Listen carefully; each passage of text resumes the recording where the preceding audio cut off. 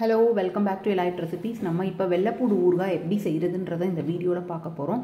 Spiced, salty, sir, sweet, garlic pickle எப்படி செய்கிறதுன்றதை வாங்க போய் பார்க்கலாம்.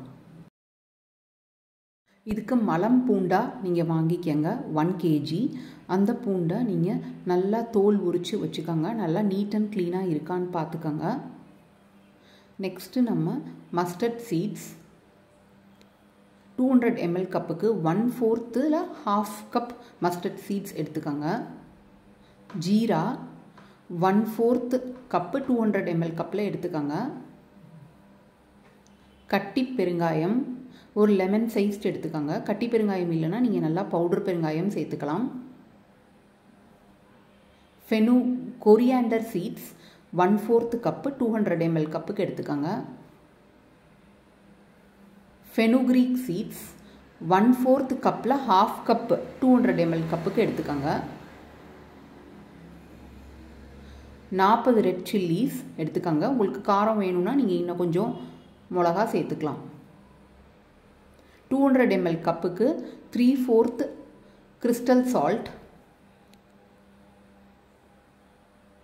நல்லெண்ணெய் ஜிஞ்சர்லி ஆயில் 400 ml எடுத்துக்கோங்க.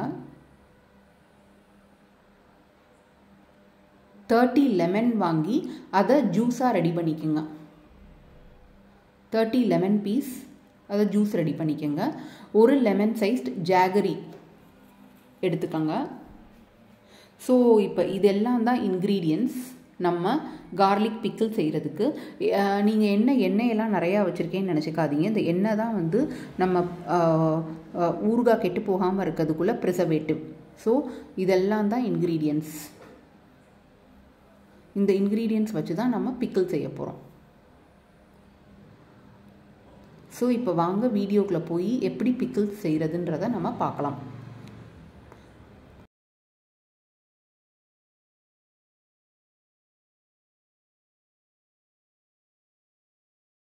ஃபஸ்ட்டு ஒரு ஃப்ளாட் கடாயை ப்ளேஸ் பண்ணிக்கோங்க. இதில் நான் வந்து கட்டி பெருங்காயம் சேர்த்துக்கிறேன். கட்டி பெருங்காயம் இல்லைன்னா நீங்கள் பவுடர் பெருங்காயமும் சேர்த்துக்கலாம். இந்த கட்டி பெருங்காயத்தை ட்ரை ரோஸ்ட் பண்ணுங்கள். ஒரு 1 மினிட்டுக்காவது ட்ரை ரோஸ்ட் பண்ணணும். அப்போ தான் இந்த கட்டி பெருங்காயம்லாம் நல்லா புரிஞ்சு வந்து இது வந்து ஒரு சாஃப்ட் டெக்ஸ்சருக்கு மாறி வரும். இந்த கரண்டியை வச்சு ப்ரெஸ் பண்ணி பார்த்தீங்கன்னா இந்த பெருங்காயம் வந்து ஃப்ளாட் ஆகும். ஸோ அந்தளவுக்கு நீங்கள் பெருங்காயத்தை வந்து வறுத்துக்கணும். அப்போ தான் ஊறுகாய் நல்லா வாசமாக இருக்கும். நெக்ஸ்ட்டு இதோட நம்ம எடுத்து வச்சுருக்க வரமிளகாயையும் சேர்த்துக்கோங்க. வரமிளகாயும் பேர்ன் ஆயிராமல் மீடியம் ஃப்ளேமில் நல்லா ட்ரை ரோஸ்ட் பண்ணிக்கோங்க.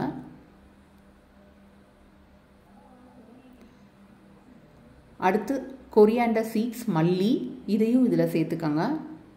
மல்லியும் நல்லா ட்ரை ரோஸ்ட் ஆகணும்.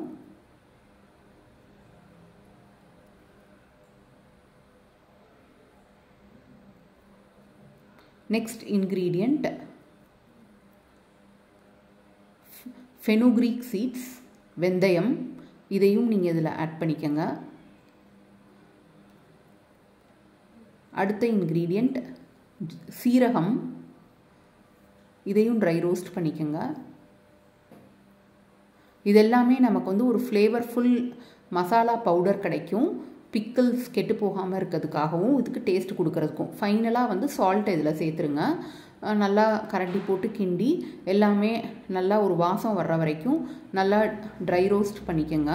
உங்களுக்கு நல்லா இந்த இன்க்ரீடியன்ஸோட ஸ்மெல் வறுக்கும் போதே நல்லா வரும். அந்த சமயத்தில் நீங்கள் ஸ்டவ்வை டர்ன் ஆஃப் பண்ணிடுங்க. அதுக்கப்புறம் இது நல்லா ஆறுனதுக்கப்புறமா மிக்சர் ஜாரில் நல்லா ட்ரை பவுடராக அடிச்சுக்கோங்க. முடிஞ்ச வரைக்கும் ட்ரை பவுடராக அடிச்சுக்கோங்க.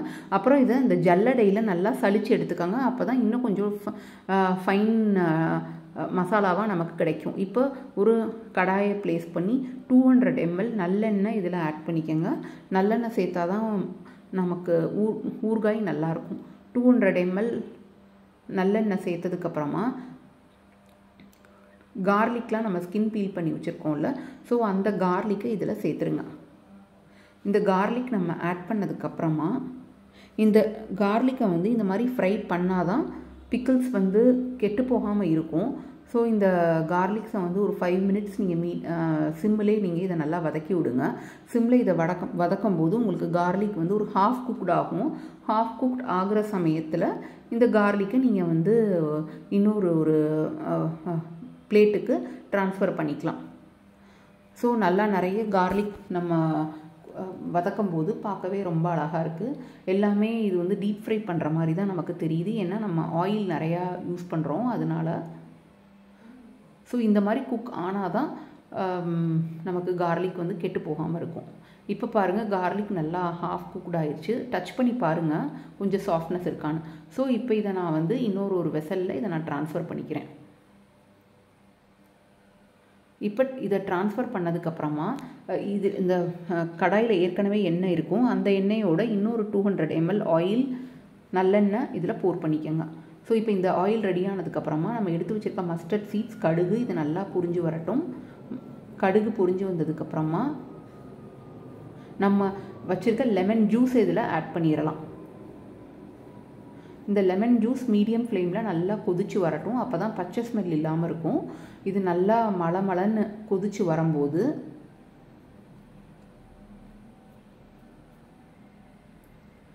இந்த மாதிரி உங்களுக்கு இந்த ஸ்டேஜுக்கு கொதிச்சு வரும். இப்போ நம்ம ஹோம் கிரைண்ட் பண்ணி வச்சுருக்கோம்ல மசாலா, அந்த மசாலாவை நான் நல்லா சலிச்சு இந்த இதில் ஆட் பண்ணுறேன். இதை நல்லா கரண்டி போட்டு நீங்கள் கிண்டி விட்டுக்கோங்க, அப்போ தான் கட்டிப்படாமல் இருக்கும் இந்த மசாலா. ஸோ இந்த மாதிரி ஒரு 1 மினிட்டுக்கு நீங்கள் நல்லா கிண்டி விட்டுக்கோங்க.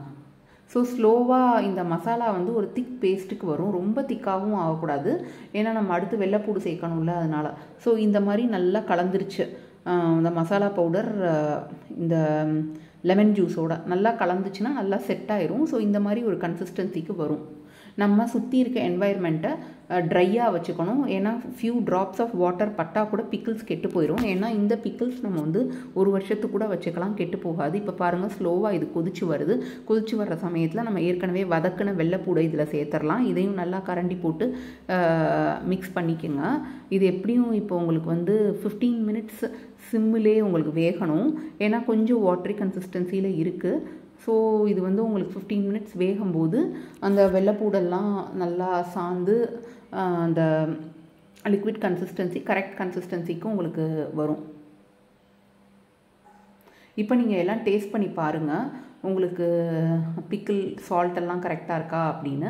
இப்போ நீங்கள் டேஸ்ட் பண்ணிங்கன்னா உங்களுக்கு ரொம்ப சார் டேஸ்ட்டில் தான் இருக்கும். ஜென்ரலி இந்த நம்ம நிறைய எலுமிச்சம்பழம்லாம் சேர்த்துருக்கனால வந்து இந்த பிக்கிள் செஞ்சு முடிச்சதுக்கப்புறமா நம்ம கிளாஸ் பாட்டிலில் ஸ்டோர் பண்ணி 1 மந்த்துக்கு அப்புறம் தான் நம்ம அதை யூஸ் பண்ண முடியும். அப்போ தான் இந்த லெமனோட சார் டேஸ்ட் வந்து பிக்கிளில் செட்டில் டவுன் ஆகும். உங்களுக்கு காரம் பத்தலை அப்படின்னா நீங்கள் இன்னும் கொஞ்சம் சில்லி பவுடர் சேர்த்துக்கோங்க. இப்போ பாருங்கள் நல்லா எண்ணெய் விட்டு வந்துருச்சு, மேலே வந்து அந்த ஜிஞ்சர்லி ஆயில் எல்லாம் ஃப்ளோட் ஆகுது. அது வரைக்கும் நம்ம இதை சிம்மில் வேக விடணும். இப்போ இந்த ஸ்டேஜில் நம்ம வச்சுருக்க ஜாகரியை இதில் சேர்த்துக்கலாம். நான் நிறைய ஜாகரி சேர்க்கலை, ஒரு சின்ன லெமன் சைஸ்டு ஜாகரி தான் சேர்க்குறேன்.